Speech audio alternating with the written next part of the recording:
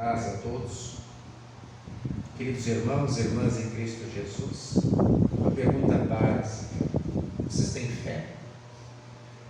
Poxa, pastor, estou aqui na igreja, sou cristão, sou luterano, claro que eu tenho fé. Alguém duvida que tem fé? Não, todos têm fé. Mas que tipo de fé vocês têm? Essa é uma outra questão.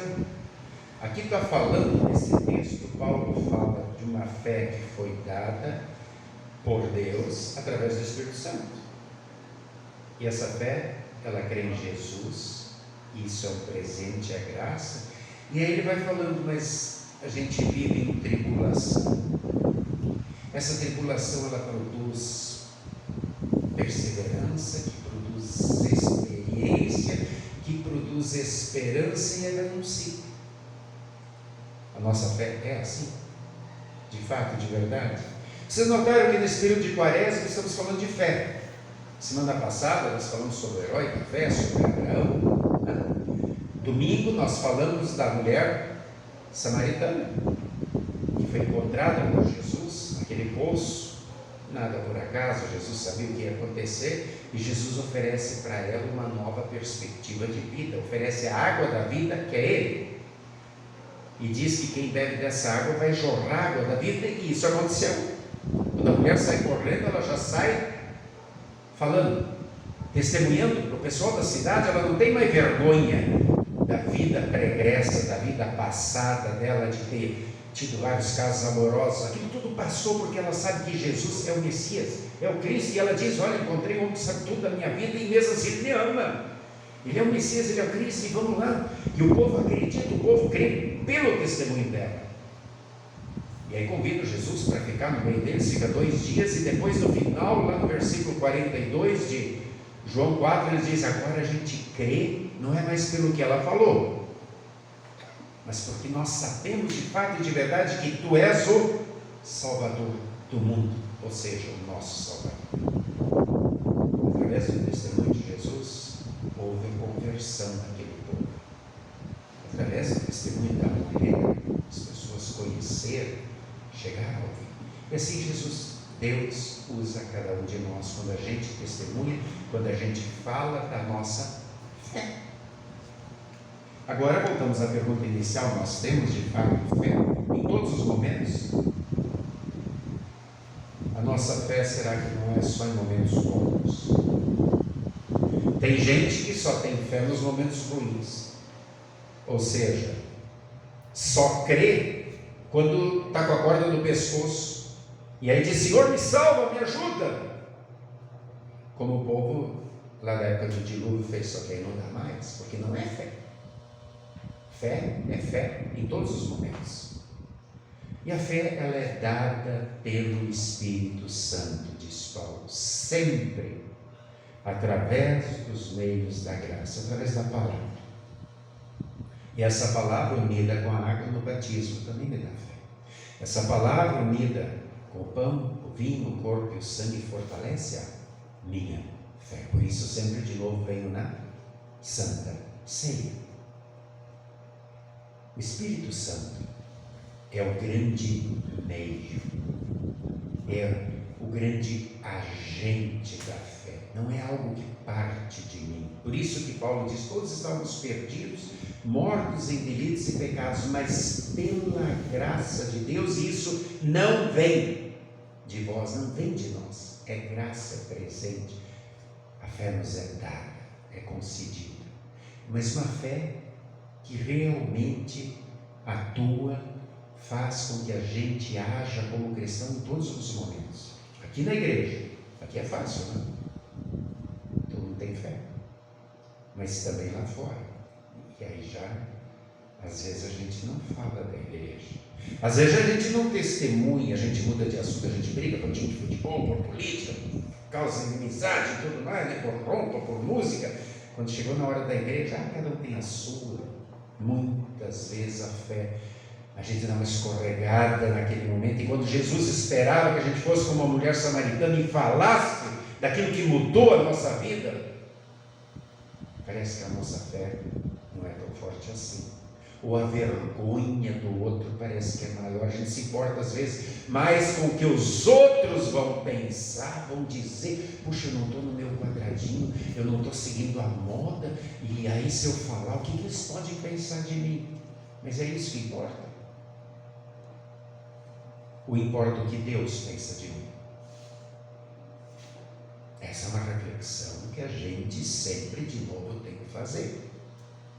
Ou a gente é cristão sempre, ou tem algum problema. Lá em Apocalipse 3, Jesus diz: tem vergonha daquele que é morno, aquele que quer ficar em cima do muro, aquele que só é cristão quando está tudo certo, tudo bem, quando todo mundo é cristão.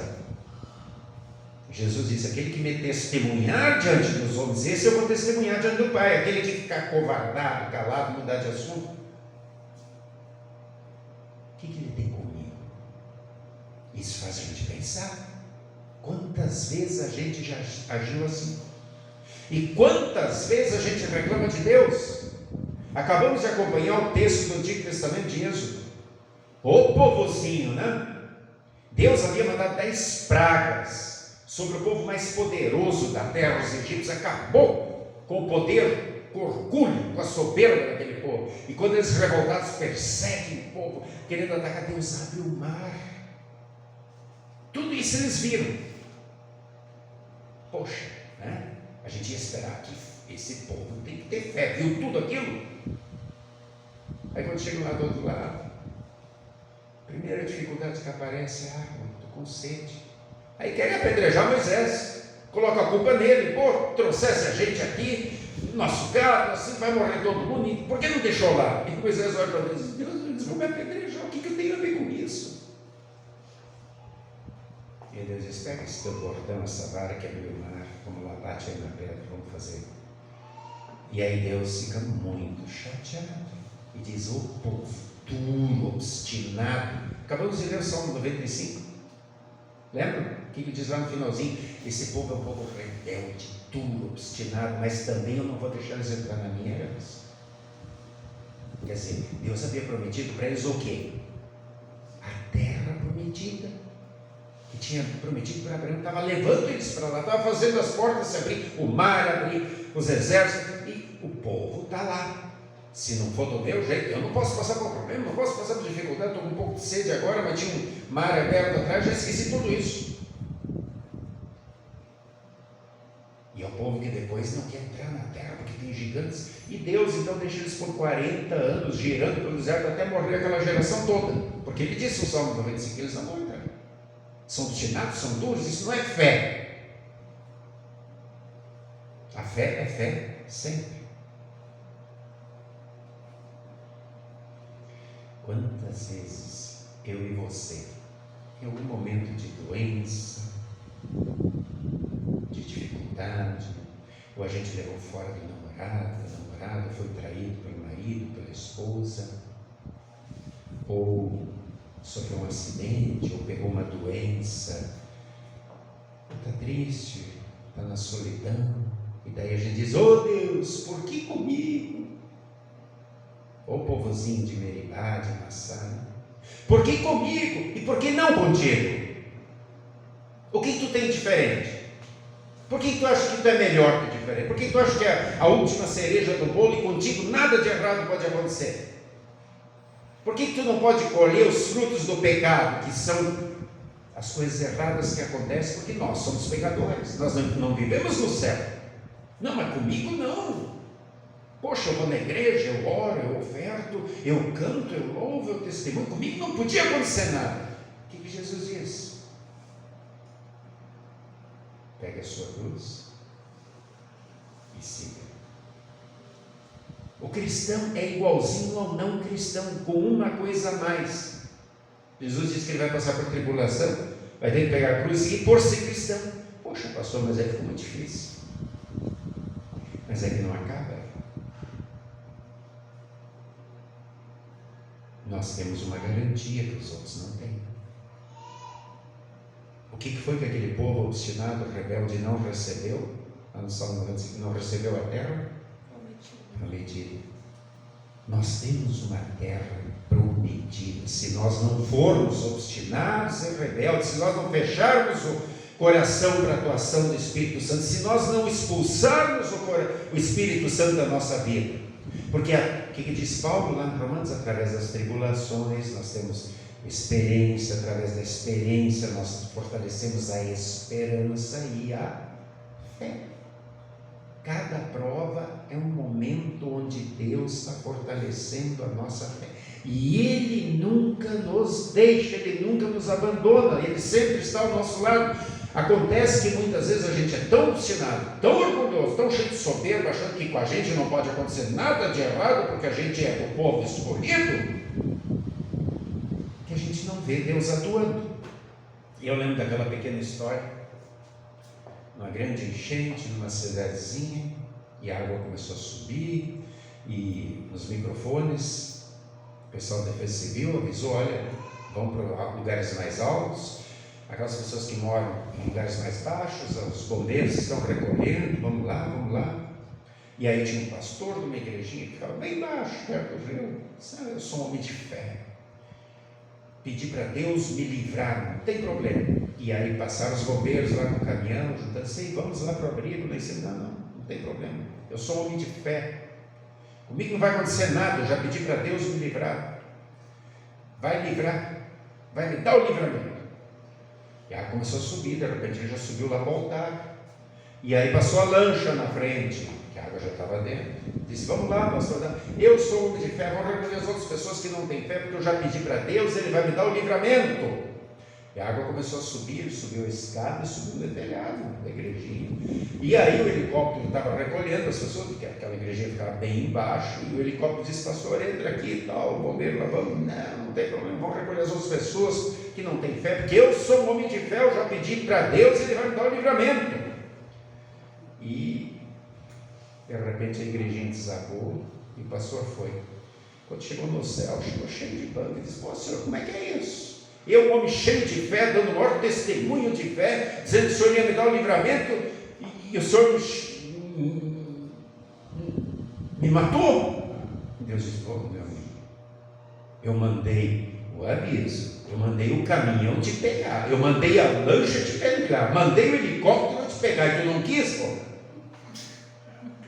É apenas uma alegoria, mas mostra como nós somos. Nós achamos que nós muitas vezes somos especiais e que nós não podemos, por causa da nossa religiosidade, passar por qualquer momento difícil, qualquer momento de dor, e a gente vai passar. Mas a gente não está sozinho. E essa é a boa notícia: Deus nunca nos deixa sozinhos. Quando você estiver num momento de solidão,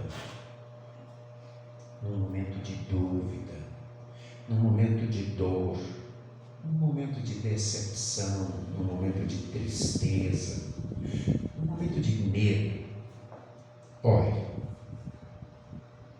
converse com Deus, não imponha, não tente jogar, humildemente abra o coração, humildemente abra o coração e diz: Senhor, sozinho eu não posso, me ajuda, eu sou fraco. Como Paulo disse: quando eu sou fraco, é aí que Deus é forte em mim. Por quê? Porque eu parei de ser orgulhoso, eu parei de... O Espírito Santo tem liberdade de atuar em mim, e Ele me torna forte. Ore a Deus, converse com Deus. Continua a aflição, liga para o pastor, converse com o pastor. Talvez eu não possa ajudar, mas eu posso te ouvir. Converse com alguém em quem você confia. Desabafe. Quantas vezes Deus usa as pessoas como anjos sem asas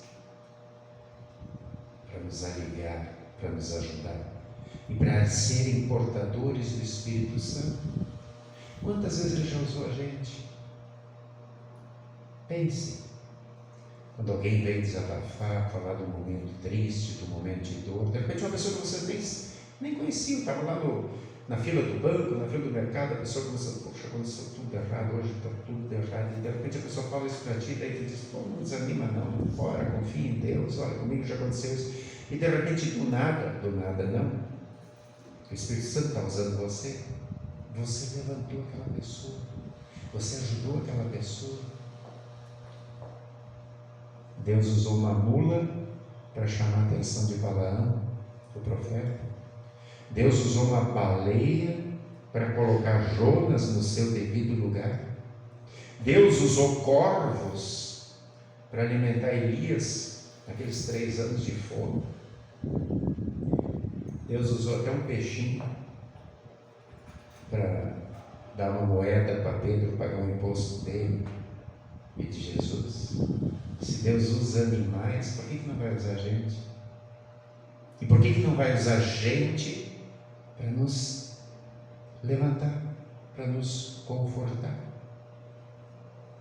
O Espírito Santo sopra onde quer, diz a Escritura Sagrada. Onde e quando quer. Mas Ele nunca nos abandona, porque Jesus disse: eis que estou convosco todos os dias, até o momento da chamada, consumação dos séculos. Quando Jesus subiu ao céu, Ele disse: não estou deixando você sozinho, não. Eu visivelmente estou indo, mas o Paráclito, o Consolador, o Espírito Santo vai estar com vocês. E a gente leu aqui no início que fé é o que? É presente do Espírito Santo. Quem fortalece a nossa fé toda vez que a gente ouve, estuda, fala a palavra de Deus é o Espírito Santo. Ele é o Consolador, e não é isso que a gente precisa. Quando a gente está deprimido, quando a gente está com medo, quando a gente está chorando, quando a gente está angustiado, quando a gente está fraco, a gente precisa de um Consolador. E é isso que o Espírito Santo faz entre nós e através de nós para os outros, e muitas vezes com os outros para nós. Vamos passar por momentos difíceis? Vamos. Sempre de novo. Mas Deus está ao nosso lado. Não através de sinais espetaculares. Às vezes Ele manda um carro, uma lancha, sempre vai ter alguém. Mas a gente precisa ter olhos para ver. E não um coração obstinado que só sabe reclamar, como aquele povo que não conseguiu entrar na terra prometida, porque eles expulsaram o Espírito Santo, eles endureceram o coração. E isso não pode acontecer conosco. A tribulação, ela produz perseverança, experiência, esperança e mais fé. Um vai puxando o outro, o apóstolo Paulo diz. E assim é a vida do cristão. Assim é a nossa vida.